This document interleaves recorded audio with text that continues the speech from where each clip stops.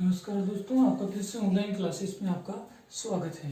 तो हम ऑक्सीकरण और अपचयन पढ़ रहे थे, वो कंप्लीट हो गया था आपका। हाइड्रोजन, ऑक्सीजन, धन विद्युतीय, ऋण विद्युतीय और इलेक्ट्रॉनों के आदान प्रदान के आधार पर कंप्लीटली आपका ऑक्सीकरण अभिक्रिया और अपचयन अभिक्रियाएं कंप्लीट हो गई थी। आज हम नया टॉपिक लेके चलेंगे, रेडॉक्स अभिक्रिया या अपोपचय अभिक्रिया या अपोपचयन अभिक्रिया। तो रेडॉक्स अभिक्रिया को पढ़ने से पहले आपको एक बार में एक चार्ट के द्वारा आपके ऑक्सीकरण और अपचयन अभिक्रियाओं को फिर से आपको एक बार रिवाइज करवा देता हूं कि आज तक आपने क्या पढ़ा था। तो देखिए, सबसे पहले ऑक्सीकरण और अपचयन। ऑक्सीकरण और अपचयन अभिक्रिया का ऑक्सीजन के संयोग एवं वियोजन के आधार पर हमने चार्ट बना दिया है, आपके सामने आपको दिखाई दे रहा होगा। तो सबसे पहले देखिए, ऑक्सीकरण अभिक्रिया के आधार, ऑक्सीकरण की अभिक्रिया के अंदर ऑक्सीजन के आधार पर, तो ऑक्सीजन के संयोग एवं वियोजन के आधार पर O2 का जिसमें संयोग होगा उसको हम ऑक्सीकरण, और जिसके अंदर ऑक्सीजन बाहर निकलेगी उसको अपचयन। इसी प्रकार से हाइड्रोजन के संयोग और वियोजन के आधार पर जिसमें से हाइड्रोजन का निष्कासन होगा उसे ऑक्सीकरण, और जिसमें हाइड्रोजन आके जुड़ेगी उसको अपचयन। जिसमें से विद्युत धनी तत्व बाहर निकलेगा उसको ऑक्सीकरण, और जिसमें विद्युत धनी तत्व आके जुड़ेंगे तथा संयोग होंगे उनको अपचयन अभिक्रियाएं। और जिनमें से ऋण विद्युतीय तत्वों का संयोग होगा उनको हम क्या बोलेंगे, ऑक्सीकरण। और जिनमें से ऋण विद्युतीय तत्वों का संयोग हो, ये वियोजन होगा अर्थात बाहर निकलेंगे, उनको हम बोलेंगे अपचयन अभिक्रियाएं। और जिनमें इलेक्ट्रॉनों का त्यागेगा अर्थात कोई भी धन विद्युतीय, ये धनात्मक तत्व है या उदासीन है या कोई भी आयन तत्व, परमाणु अणु जो भी होगा वो इलेक्ट्रॉन त्याग करेगा, तो उसको हम बोलेंगे ऑक्सीकरण। और जिनमें इलेक्ट्रॉनों को ग्रहण करेंगे उनको हम बोलेंगे अपचयन अभिक्रियाएं। तो ये था आपका ऑक्सीकरण और अपचयन अभिक्रियाओं के लिए एक चार्ट। तो इसके आधार पर आप अगर सभी को ऑक्सीकरण और अपचयन अभिक्रियाओं को समझेंगे, एक साथ पढ़ने का ये एक शॉर्ट तरीका है। तो इस प्रकार से हम आगे बढ़ते हैं। अब पढ़ेंगे हम रेडॉक्स अभिक्रिया।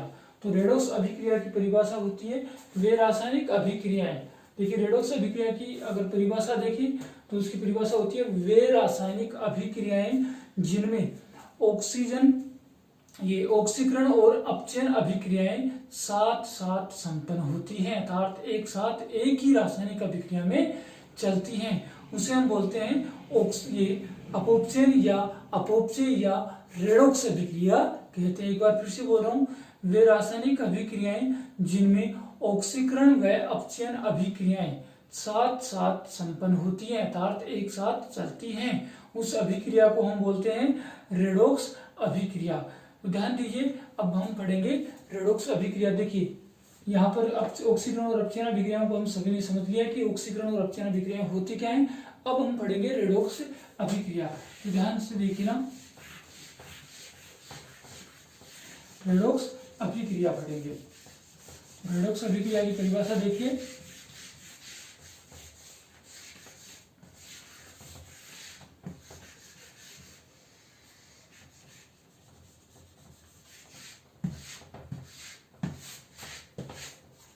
रेडॉक्स अभिक्रिया देखिए, वे रासायनिक अभिक्रियाएं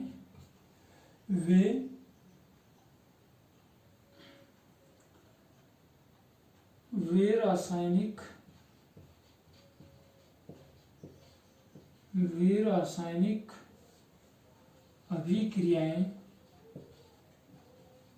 रासायनिक अभिक्रियाएं जिनमें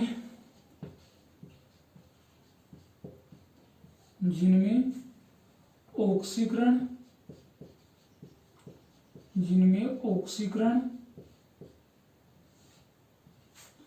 व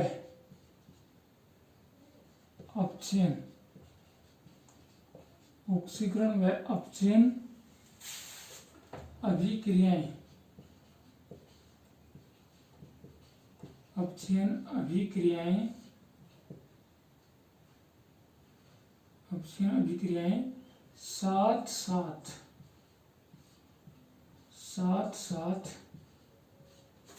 संपन्न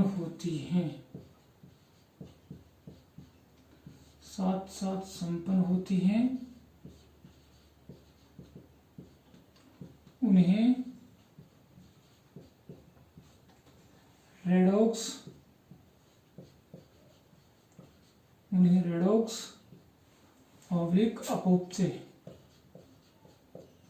अपोपचय अभिक्रियाएं कहते हैं। अभिक्रियाएं कहते हैं। ठीक है। वे रासायनिक अभिक्रियाएं जिनमें ऑक्सीकरण व अपचयन अभिक्रियाएं साथ साथ संपन्न होती हैं उन्हें रेडॉक्स या अपोपचयन या ये अपोपचय अभिक्रियाएं कहते हैं। उदाहरण के रूप में देखें, इसका समझें। उदाहरण के रूप में अगर इसको समझें तो उदाहरण के रूप में ले लें, जैसे zinc sulphate ZnSO4, zinc sulphate की अभिक्रिया जब कॉपर के साथ में करवा दी जाए, जिंक सल्फेट की अभिक्रिया कॉपर के साथ में करवा दी जाए, क्या ये अभिक्रिया होगी? नहीं, क्योंकि जिंक की तुलना में कॉपर क्या है? कम क्रियाशील है, इसलिए ये नहीं होगी। तो ध्यान दीजिए, इसका उदाहरण ले लेते हैं। जब कॉपर सल्फेट की अभिक्रिया CuSO4 की अभिक्रिया जिंक के साथ में करवाएंगे तो ये किसमें बदल जाएगा? ZnSO4 plus Cu copper. ध्यान दीजिए यहां पर कि किसका अपचयन हो रहा है और किसका उपचयन हो रहा है। ये अपचयन हो रहा है और किसका ऑक्सीकरण हो रहा है। यहाँ इस अभिक्रिया में जिंक सल्फेट में क्या हो रहा है? ऑक्सीकरण हो रहा है। यहाँ जिंक है, उसका जिंक सल्फेट में क्या हो रहा है? ऑक्सीकरण हो रहा है।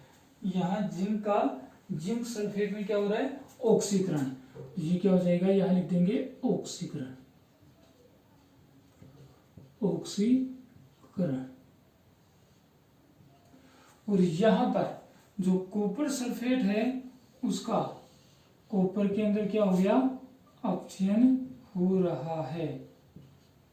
अपचयन हो रहा है, कैसे हो रहा है? ध्यान दीजिए, यहां देखिए जो जिंक है, ठीक है, ये जिंक क्या कर रहा है? यहां पर 2 इलेक्ट्रॉन त्याग रहा है।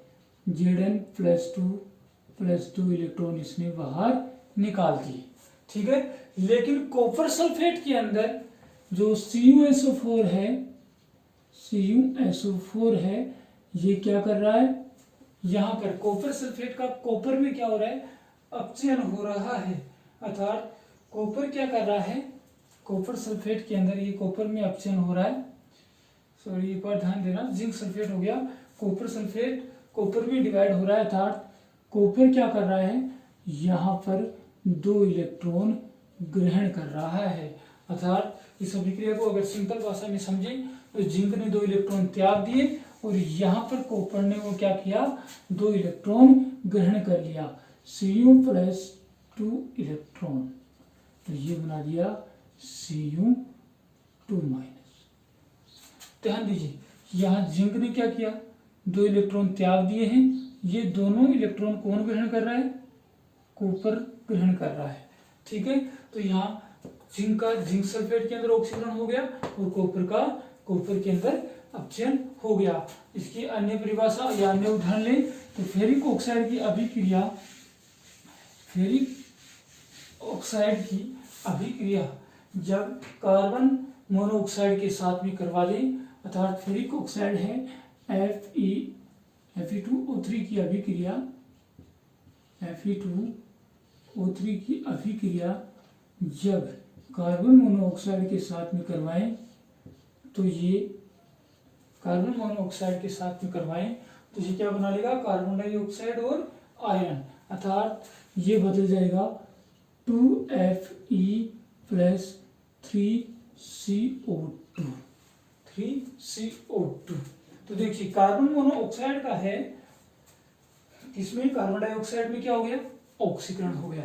कार्बन मोनोऑक्साइड का कार्बन डाइऑक्साइड में ऑक्सीकरण हो गया, ऑक्सीकरण। और जो फेरिक ऑक्साइड था उसका आयरन में क्या हो गया? अपचयन हो गया। ये तो समझ में आ गया होगा कैसे हो रहा है, क्योंकि फेरिक ऑक्साइड में से ऑक्सीजन बाहर निकल रहा है। अर्थात रासायनिक अभिक्रियाएं जिनमें ऑक्सीजन बाहर निकले उसको हमने क्या कहा था?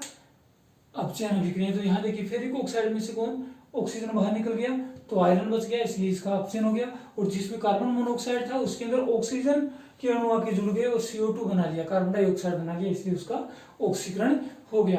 तो इस आधार के ऊपर आपकी ये रेडॉक्स अभिक्रिया भी कंप्लीट होती है। ठीक है, तो इस प्रकार से आप रेडॉक्स और अपॉक्सियन अभिक्रिया को समझ सकते हैं। अब ध्यान दीजिए, हमारी जो इस अभिक्रियाओं के अंदर एक परिभाषा है वो रह गई थी, वो थी आपकी उत्क्रमणीय और अनुत्क्रमणीय अभिक्रियाएं, वो भी देखिए एक बार। या उससे पहले हम एक रासायनिक अभिक्रिया पढ़ लेते हैं जिसका नाम है उदासीनीकरण अभिक्रिया। कौन सी अभिक्रिया पढ़ेंगे? उदासीनीकरण अभिक्रिया। उसके बाद में पढ़ेंगे हम उत्क्रमणीय और अनुत्क्रमणीय अभिक्रियाएं। तो देखिए,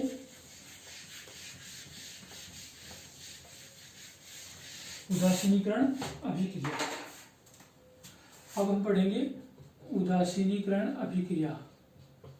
उदासीनीकरण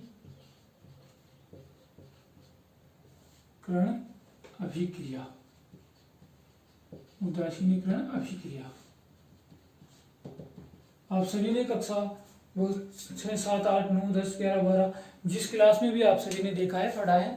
अर्थात ऑक्सीकरण, ये उदासीनीकरण अभिक्रिया को आप बहुत छोटी क्लासों से आप पढ़ते हुए आ रहे हैं। तो इसकी परिभाषा होती है, वह रासायनिक अभिक्रिया जिसमें अम्ल व क्षार क्रिया कर लवण तथा जल बनाते हैं तथा उष्मा का उत्सर्जन करते हैं, तो वह उदासीनीकरण अभिक्रिया कहलाती है। अर्थात ध्यान दीजिए, इसकी परिभाषा होगी, वह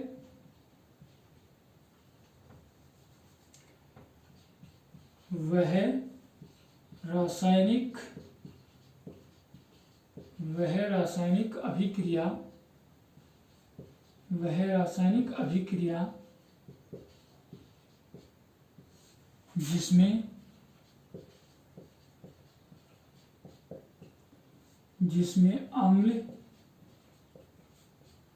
जिसमें अम्ल तथा क्षारक, अम्ल तथा क्षार अभिक्रिया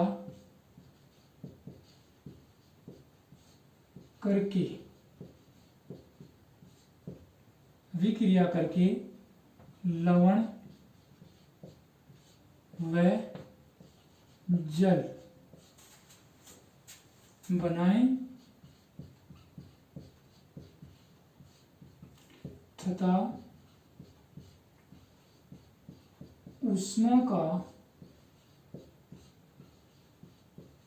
उत्सर्जन करें। उदासीनीकरण अभिक्रिया कहलाती है। उदासीनीकरण